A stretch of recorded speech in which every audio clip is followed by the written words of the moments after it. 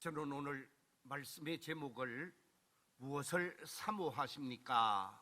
하는 제목으로 말씀을 나누고자 합니다. 저를 한번 따라해 주시면 감사하겠습니다. 무엇을 사모하십니까? 한 번 더 하겠습니다. 무엇을 사모하십니까? 이 시간 하나님 앞에 나와 예배하는 우리 모든 믿음의 가족들이 하나님의 은혜를 사모하고 하나님의 나라를 사모하면서 믿음의 승리자로 삶을 펼쳐가게 되시기를 우리 주님의 이름으로 축원합니다. 정관용 씨가 지은 시조 가운데 보면 신치술령 곡이라고 하는 시조가 몇 장으로 되어 있는데 그 가운데에서 제4장이 망부석이라고 하는 시조입니다. 이 망부석이라고 하는 시조의 내용이 이렇습니다.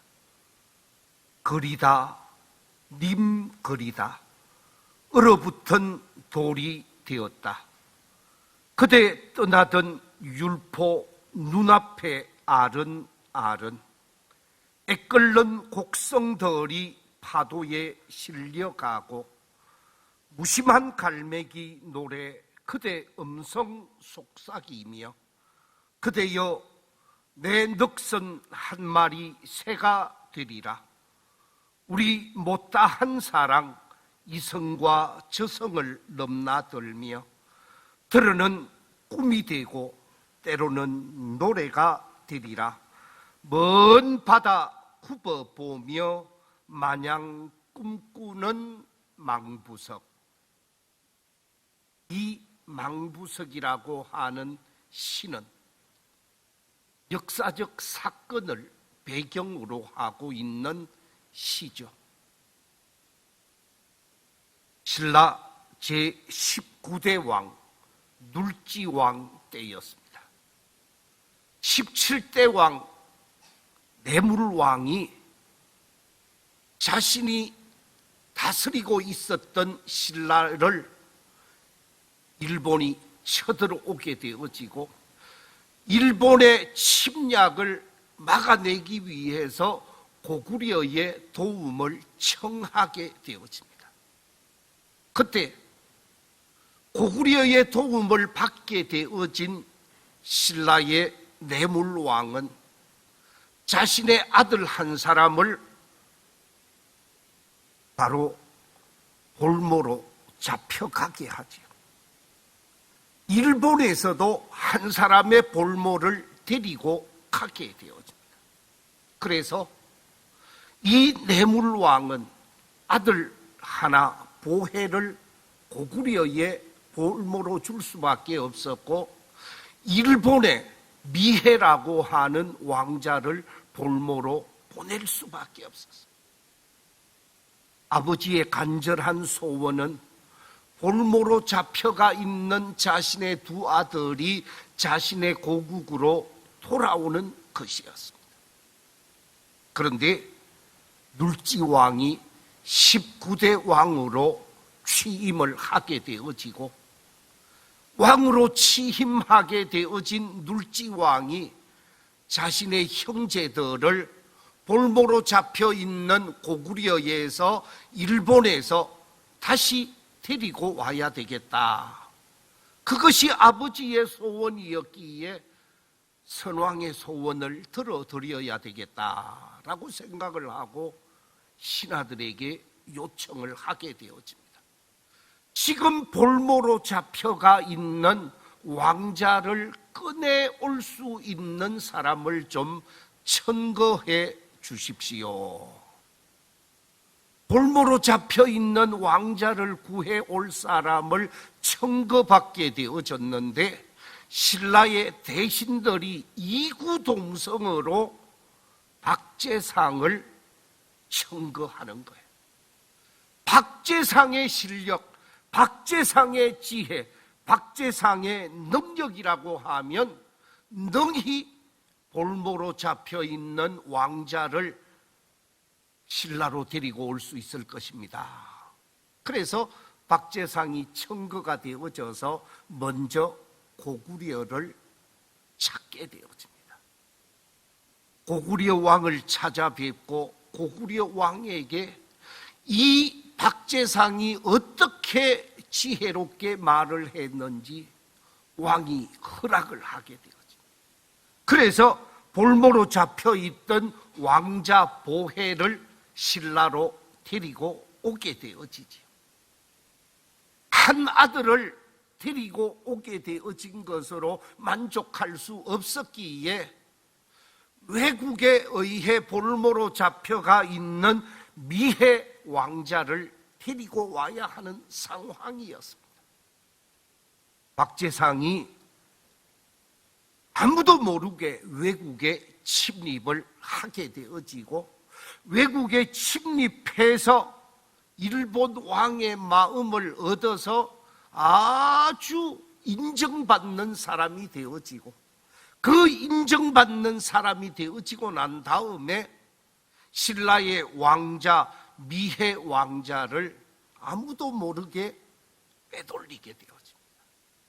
그런데 함께 도망을 치면 잡힐 것 같아서 왕자만 보내고 박재상은 일본에 남게 되어지고 그 외국에 남게 되어진 박재상이 왕자를 빼돌리게 되어진 정황이 드러나면서 위험에 처하게 되어집니다.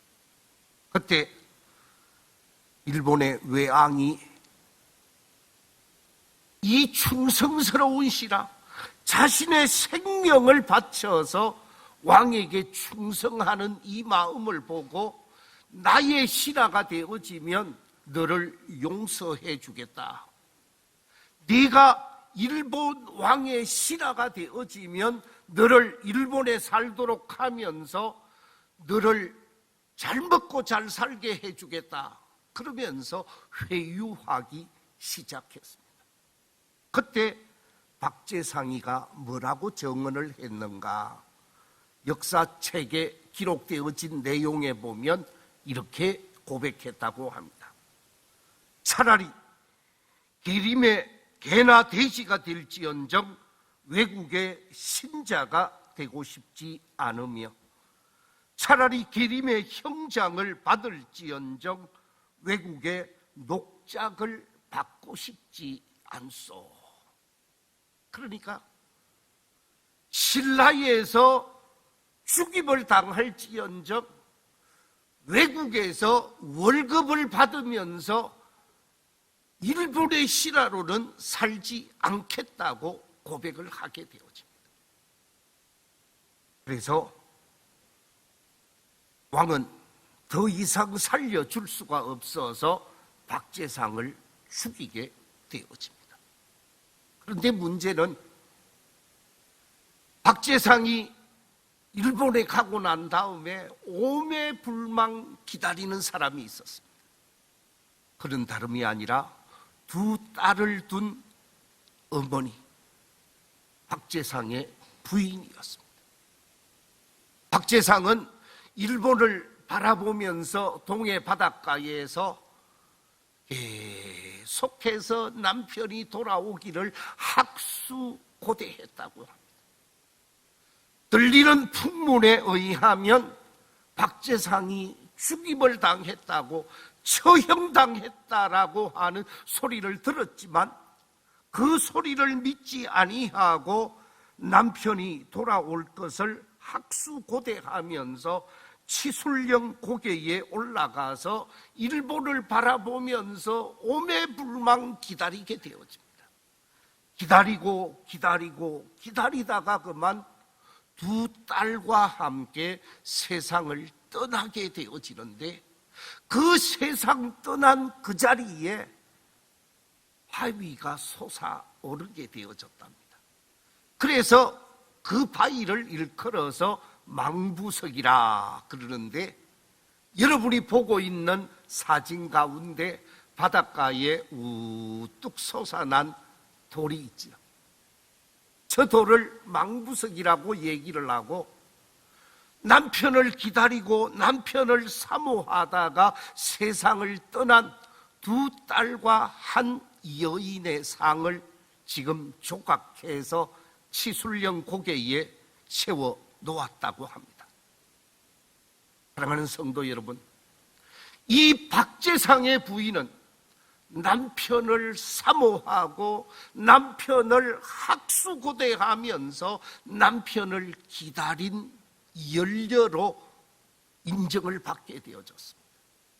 자, 그렇다고 하면 믿음의 길을 걸어가고 있고 신앙의 삶을 펼쳐가고 있는 지금 이 시대 속에서 우리 성도들이 기다려야 할 분이 누구일까? 우리 성도들이 사모해야 할 분이 누구일까? 우리 성도들이 앙망해야 할 분이 누구일까? 오늘 본문에서 성경은 말하기를 우리 성도들이 사모해야만 하는 사람은 여호와 하나님이라. 하나님의 말씀이요 하나님의 은혜라고 시편 130편은 말씀해 주고 있습니다. 오늘 본문 6절에 보면 이렇게 기록하고 있습니다. 파수꾼이 아침을 기다림보다 내 영혼이 주를 더 기다리나니 참으로 파수꾼이 아침을 기다림보다 더하도다. 오늘 이 6절 속에서 내 영혼이 주를 기다린다 그랬는데 이 시인이 하나님이라는 말씀 대신에 주라는 말을 쓴 이유가 있습니다. 왜 주라는 표현을 썼느냐? 시인은 나 같은 죄인이 어떻게 하나님을 내 입으로 하나님이라고 말할 수 있겠습니까? 나 같은 어리석은 사람이 하나님을 내 입으로 하나님이라고 말하는 것은 불경에 속하는 것입니다 라고 생각을 하면서 하나님이라는 말 대신에 나의 주인이라는 의미로 주를 쓰게 되어집니다. 바로 이 주라고 하는 말은 원어에 보면 아도니아라는 말을 표현하고 있는데 이 아도니아라고 하는 말은 하나님은 나의 주가 되시고 나는 하나님의 종에 불과합니다 하는 뜻입니다. 바로 주를 기다린다라고 하는 말은 하나님을 기다린다라는 말이요. 지금 은혜의 시대, 신약 시대가 지나서 종말 시대를 살아감에 있어서 우리는 예수님을 기다린다라는 의미로 재해석할 수 있는 말씀이죠. 예수 그리스도를 믿는 믿음의 사람, 하나님을 아버지로 고백하는 사람들은 지금 이 시대를 살아가면서 우리가 하나님을 기다리고 주님을 기다리고 주님을 사모하며 삶을 살아야 한다라는 말씀입니다. 오늘 본문 말씀인 시편 130편은 언제 기록되어졌는가? 이스라엘 백성들이 나라를 잃고 바벨론 포로 생활을 할 때 쓰여진 시편입니다. 우리가 잘 아는 대로 이스라엘이라고 하는 나라는 원래 한 나라였습니다. 사울 왕시대, 다윗 왕시대, 솔로몬 왕시대에는 통일 왕국을 이루어 있다가 솔로몬 이후 르호보암 시대에 남북으로 나누어지게 되어지지요. 그래서 북쪽을 이스라엘이라고 하고 남쪽을 유다라고 했습니다. 그런데 BC 721년에 아수르라고 하는 강대국에 의해서 북쪽 이스라엘이 멸망을 당하게 되어지고 멸망당하기 직전에 많은 사람들이 아수르로 끌려가게 되어집니다. 그런데 이 BC 721년에 이스라엘이 멸망을 하고 난 다음에 강대국 바벨론이 등장을 하면서 아수르를 멸망시켜 버렸고 남쪽 유다까지 멸망을 시키게 되어지잖아요. 3차에 걸쳐서 바벨론이 공격해 들어왔고 그 공격 속에서 계속해서 포로로 잡혀가게 되어집니다. 더 정확하게 말씀을 드리면 BC 605년 여호야김 왕 때 1차 포로로 잡혀가게 되어지는데 그 대표적인 사람이 다니엘과 그의 친구들이 다 바벨론으로 잡혀가게 되어집니다. 2차 포로로 잡혀가게 되어지는 것이 BC 597년입니다. 여호야긴 왕 때이죠. 그때 또 많은 사람들이 포로로 잡혀가게 되어집니다. 마지막 3차 침입과 함께 나라가 망하게 되어지고 역사 속에 유다라는 나라, 이스라엘이라는 나라가 완전히 없어졌을 때가 언제냐? BC 586년입니다. 이때 많은 사람들이 또다시 포로로 잡혀가게 되어집니다. 그래서 모든 식견 있는 사람, 지혜 있는 사람, 공부 좀 한 사람들은 다 바벨론으로 끌려가게 되어지고 팔레스타인, 이스라엘 땅에 남아있는 사람은 그야말로 사람 대접을 받지 못하던 사람들이 이스라엘에 남아있었습니다. 바벨론 포로로 끌려가 있었던 수많은 유대인들, 수많은 이스라엘 백성들이 자신의 나라가 해방되기를 소원했습니다. 자신의 나라가 회복되기를 소원했습니다. 자신의 나라가 바벨론으로부터 자유함을 소원했다라는 거죠. 이런 상황 속에서 쓰여진 시편이 130편이다 그 말입니다. 그래서 기다리고 기다리는 애절한 마음이 그 속에 포함되어져 있고 하나님을 향한 사모함이 간절하게 나타나고 있다는 거죠.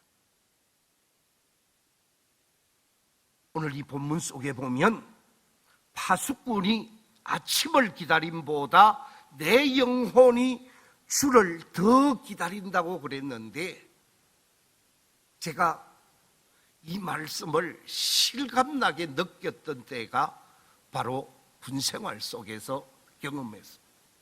저는 구사단 29연대 4대대 4중대 2소대 2분대에 소속이 되었었거든요. 그래서 백마부대라고 하는데 구사단을 그 백마부대에서 훈련을 받고 자대 배치되어서 강한 경계 근무를 서로 들어가게 되어졌습니다.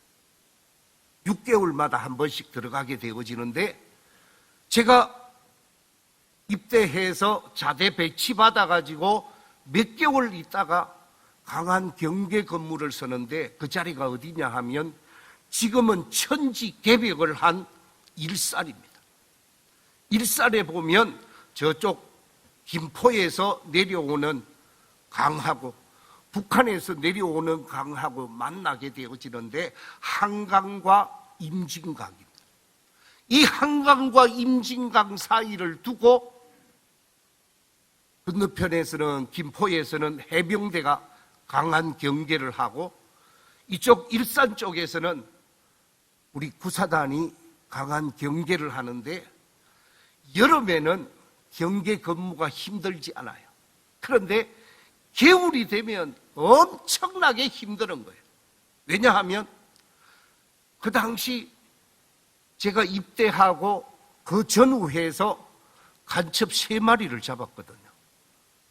80년 3월 23일 간첩이 침몰해서 간첩을 잡은 그런 상황이었어요. 그러니까 경계 근무가 훨씬 더 중요해진 상황이었습니다. 아침 6시까지 경계 근무를 서고 저녁 6시부터 시작해서 12시간을 경계 근무를 서는데 2조가 경계 근무를 섭니다. 해가 짐과 동시에 제1조 투입이 되어집니다.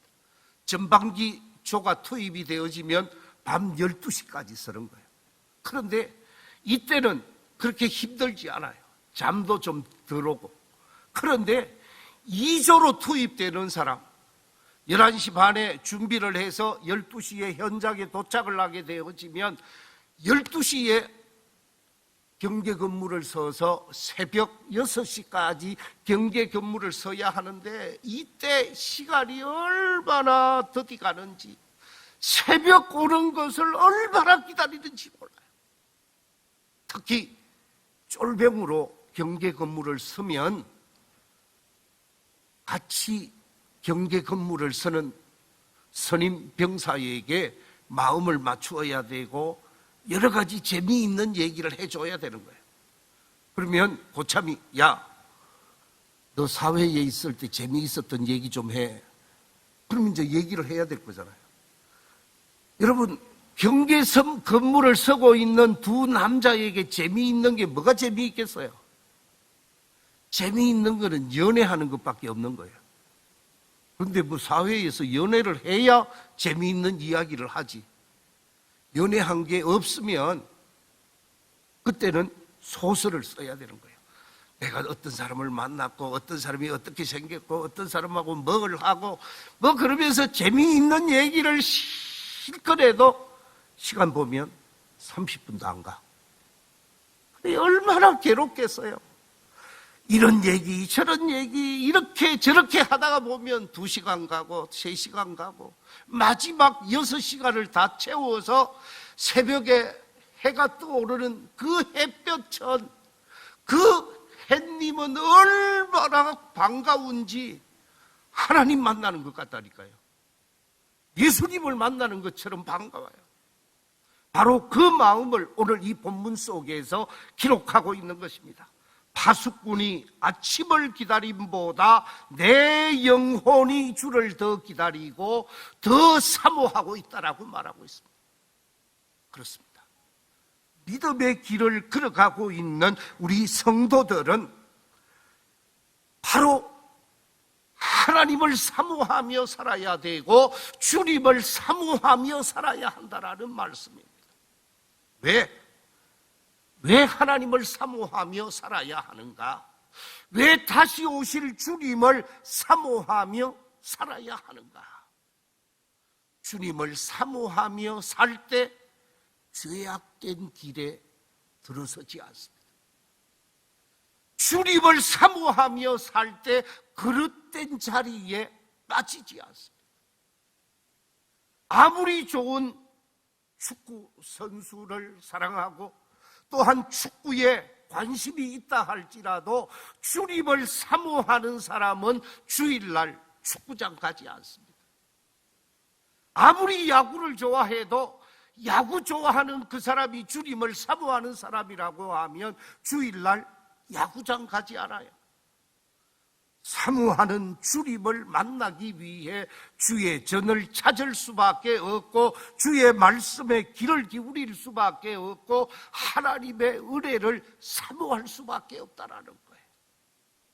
말 아니라 주님을 사모하며 사는 사람, 주님을 기다리며 삶을 사는 사람은 세상 속에서 구별된 삶을 살 수가 있습니다.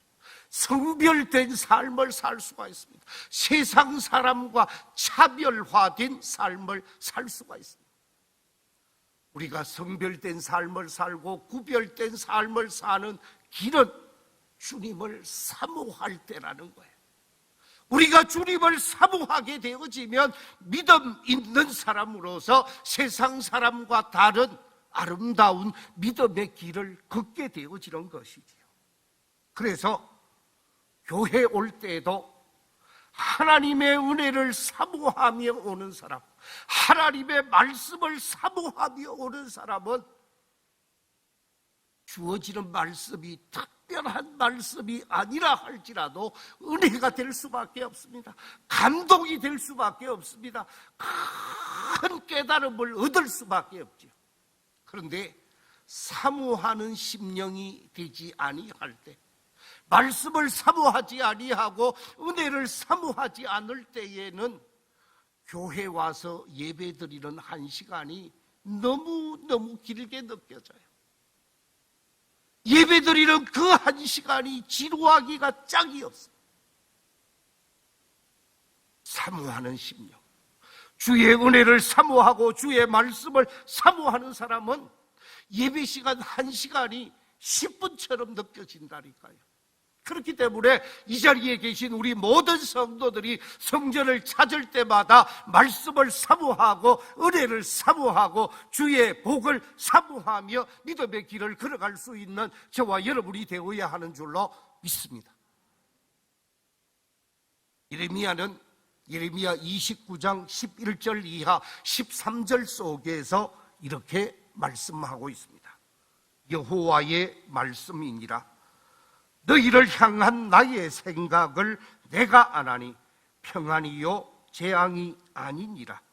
너희에게 미래와 희망을 주는 것이니라. 너희가 내게 부르짖으며 내게 와서 기도하면 내가 너희의 기도를 들을 것이요 너희가 온 마음으로 나를 구하면 나를 찾을 것이요 나를 만나리라. 그랬습니다. 사모하는 심령으로 주께 나와서 주를 찾고 주께 기도하고 주께 간구하게 되어질 때 하나님께서는 은혜를 베푸시고 하나님께서는 축복해 주시고 하나님께서는 만나 주시고 하나님께서는 응답해 주시겠다라는 약속의 말씀입니다. 사모하는 심령이 되어져서 기도하고 간구하면서 하나님의 전에 찾아 나오고 하나님께 기도할 수 있는 저와 여러분이 되시기를 주의 이름으로 축원합니다. 선지자 이사야는 이사야 40장 28절 이하 31절에서 이렇게 말씀하고 있습니다. 너는 알지 못하였느냐? 듣지 못하였느냐? 영원하신 하나님 여호와 땅 끝까지 창조하신 이는 피곤하지 않으시며 곤비하지 않으시며 명철이 한이 없으시며 피곤한 자에게는 능력을 주시며 무능한 자에게는 힘을 더하시라니 소년이라도 피곤하며 곤비하며 장정이라도 넘어지며 쓰러지되 오직 저를 한번 따라해 주시기 바랍니다. 여호와를 앙망하는 자는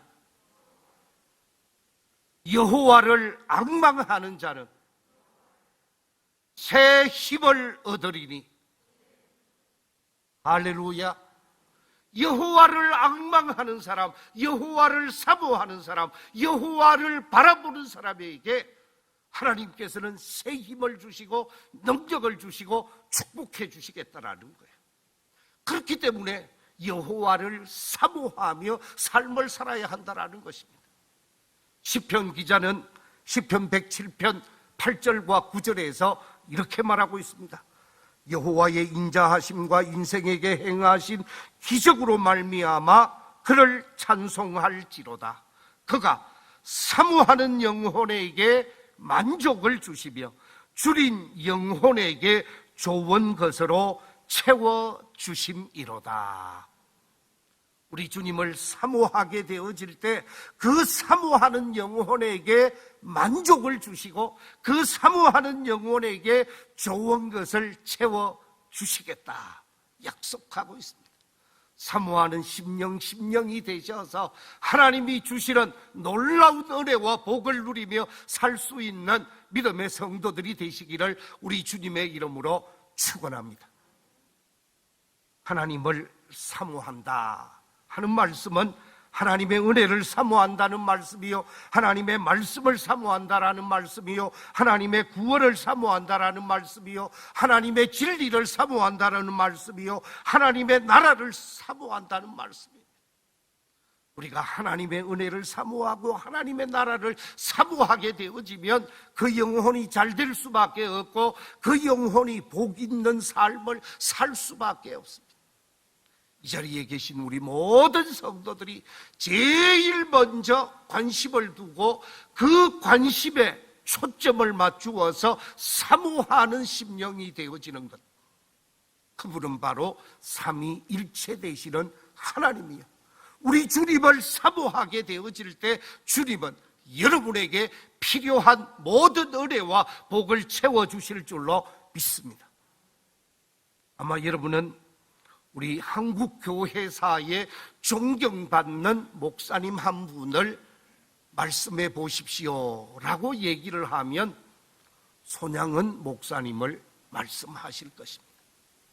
손양은 목사님은 우리가 잘 아는 대로 사랑의 원작탄이라는 닉네임을 가진 신분이죠. 이 땅에 살면서 누구보다도 숭고한 사랑을 실천하신 목사님이 손양은 목사님이십니다. 그런데 이 손양은 목사님이 주님을 사랑하고 나병 환자들을 사랑하며 살 수밖에 없었던 이유가 있습니다. 그게 뭐냐? 주님을 사모하며 살았기 때문에 그렇습니다. 주님이 손양은 목사님에게는 전부였습니다. 손양은 목사님이 우리에게 남겨주신 복음 성가가 되어진 그분의 시 가운데 보면 주님 고대 가라는 시가 있고, 이 주님 고대 가라는 시를 지금 복음 성가로 우리가 1970년대 아주 많이 불렀습니다. 요즘은 이 주님 고대가 부르는 사람들이 별로 없는데, 이 주님 고대가의 가사가 이렇습니다. 낮에나 밤에나 눈물 머금고 내 주님 오시기만 고대합니다. 가실 때 다시 오마 하신 예수님, 오 주여 언제나 오시렵니까? 고적하고 쓸쓸한 빈들판에서 희미한 등불만 밝히어 놓고 오실 줄만 고대하고 기다리오니 오 주여 언제나 오시렵니까? 먼 하늘 이상한 구름만 떠도 행여나 내 주님 오시는가 해 머리 들고 멀리 멀리 바라보는 맘, 오 주여 언제나 오시렵니까? 6절까지 있는데요, 6절의 가사가 이렇습니다. 천년을 하루같이 기다린 주님, 내 영혼 당하는 것 볼 수 없어서 이 시간도 기다리고 계신 내 주님, 오 주여 이 시간에 오시옵소서. 여러분, 우리 6절 한번 불러보면 좋겠습니다.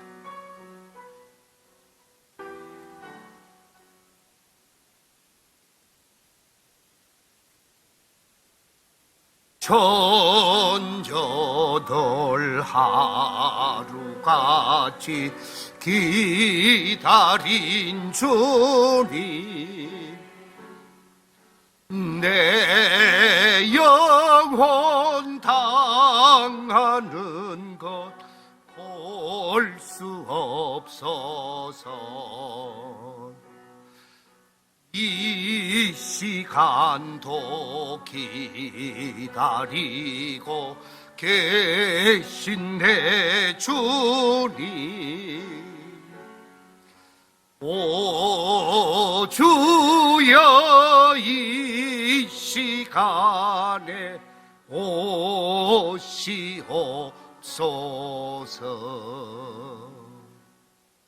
다시 오실 그 주님, 이 땅에 오셔서 새하늘과 새 땅을 펼치시고 영광의 세계를 이루실 그 주님 사모하면서 이 땅에서 믿음의 사람으로 승리할 수 있는 복된 성도들이 다 되시기를 우리 주님의 이름으로 축원합니다.